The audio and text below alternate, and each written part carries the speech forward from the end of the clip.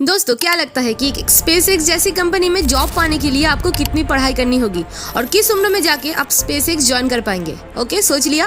तो आंसर है बस 14 साल। इलॉन मस्क ने बस एक 14 साल के बच्चे को अपनी कंपनी में as a software engineer hire किया था। और क्या आपको पता है कि साल 1975 में आइसलैंड में कुछ ऐसा हुआ कि वहाँ की लगभग सभी औरतों ने काम करना बंद कर दिया था। और क्या एक प्लेन में फ्यूल के तौर पे खाना बनाने के तेल को यूज किया जा सकता है? हे दोस्तों, मैं हूं बानी। तो आज के वीडियो में हम बहुत सी गजब टाइप के फैक्ट्स के बारे में जानने वाले हैं। तो चलिए जल्दी से शुरू करते हैं। नंबर 1, दोस्तों इस वंडर किड से मिलिए। ये है 15 साल के कायरन काजी। ये इलॉन मस्क की कंपनी में एक सॉफ्टवेयर इंजीनियर है। जहाँ इलॉन मस्क की कंपनी में जॉब पाने के लिए अच्छे के पसीने निकल जाते हैं, वही कायरन को स्पेसएक्स में एज ए इंजीनियर हायर किया गया। दोस्तों इलॉन मस्क की कंपनीज में जितने भी कैंडिडेट अप्लाई करते हैं उनमें से बस 0.2% एप्लीकेशन से एक्सेप्ट होती है, जो कि यूपीएससी से भी कम है। क्योंकि आपके पास जितनी चाहे डिग्रीज क्यों ना हो, आप हार्वर्ड से पास आउट हुए हो, इससे कुछ फर्क नहीं पड़ता। आपके पास बस होनी चाहिए एक्स्ट्रा ऑर्डिनरी स्किल्स। साल 2019 में इलॉन मस्क ने कहा था कि टेस्ला में जॉब पाने के लिए आपको कोई कॉलेज डिग्रीज की जरूरत नहीं है। इससे 3 साल बाद 2022 में उन्होंने 90% लोगों को अपनी कंपनी में हायर किया जिनके पास कोई भी डिग्री नहीं थी। तो इस बात से आप अंदाजा लगा सकते हैं कि इलॉन मस्क की कंपनी में जॉब पाना कितना कठिन काम है। अभी बात करें कायरन की, तो कायरन जब 6 साल का था तब मुश्किल से मुश्किल मैथ इक्वेशन भी सॉल्व कर लेता था। 9 साल की एज में कायरन कॉलेज की क्लासेस अटेंड करता था और बस 13 साल की उम्र में अपनी सॉफ्टवेयर इंजीनियर की डिग्री पूरी करके जॉब के लिए अप्लाई भी करने लगे थे। लेकिन सभी कंपनीज ने उसे बच्चा कहकर रिजेक्ट कर दिया। उसे इंटेल जैसी कंपनी से इंटर्नशिप तो मिली लेकिन जॉब्स नहीं। फिर कायरन ने अप्लाई किया स्पेसएक्स में। इंटरव्यू के पहला पड़ाव पार करने के बाद आखिरी प्रोसेस में इलॉन मस्क खुद इंटरव्यू लेते हैं। इंटरव्यू के दौरान कायरन की नॉलेज और पैशन से इलॉन मस्क बेहद इंप्रेस है और कायरन को स्पेसएक्स में सॉफ्टवेयर इंजीनियर के तौर पे हायर कर लिया गया। नंबर 2, आपने सब्जियां तो बहुत से खाए होंगे, देखे भी होंगे, लेकिन क्या आपने कभी इस सब्जी को देखा है? ये है हॉप शूट्स, दुनिया का सबसे महंगा सब्जी। जानती हूँ फूल जैसे दिखता है, लेकिन है ये सब्जी। तो इस प्यारी सी फूल जैसी सब्जी की अभी का मार्केट प्राइस है 85,000 से 1 लाख पर केजी तक। मेनली ये नॉर्थ अमेरिका, वेस्ट एशिया और यूरोप में पाया जाता है। हॉप शूट्स इतना महंगा इसीलिए होता है क्योंकि इस फसल को काटने से पहले इसको पूरा पकने में, मैच्योर होने में 3 साल तक का टाइम लगता है।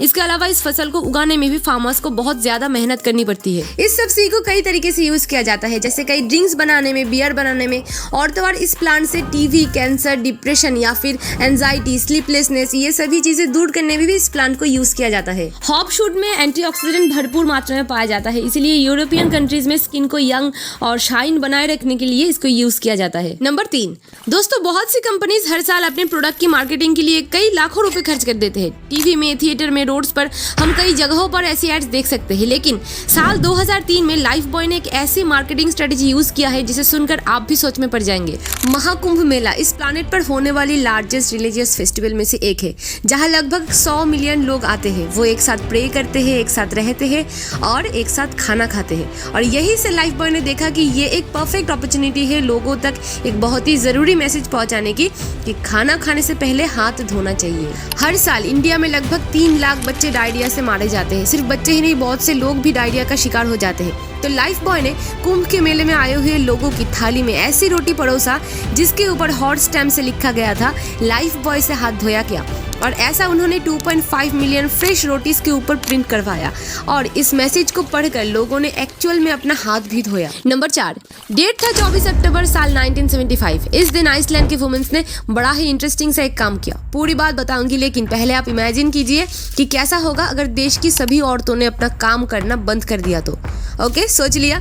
ठीक है, चलिए अभी इसमें एक चीज और ऐड कीजिए। अगर उन्होंने घर संभालना, खाना बनाना, बच्चों को संभालना ये भी बंद कर दिया तो ऐसा ही कुछ हुआ था आइसलैंड में। इस दिन वहाँ की 90% महिलाओं ने जेंडर इन इक्वालिटी के खिलाफ प्रोटेस्ट करने के लिए सड़कों पर उतर आई। इस दिन को वुमेन्स डे ऑफ कहा जाता है। इस दिन वहाँ की 90% औरतें ना ही वो ऑफिस गए, ना ही उन्होंने घर संभाला और ना ही उन्होंने बच्चों को संभाला। इस स्ट्राइक से बहुत सी बैंक्स को, फैक्ट्रीज को, दुकानों को बंद करना पड़ा था उस दिन, क्योंकि उस दिन वो घर भी नहीं संभाल रहे थे। तो घर बैठे हस्बैंड की भी हालत खराब हो गई थी, जो कि नेचुरल बात है।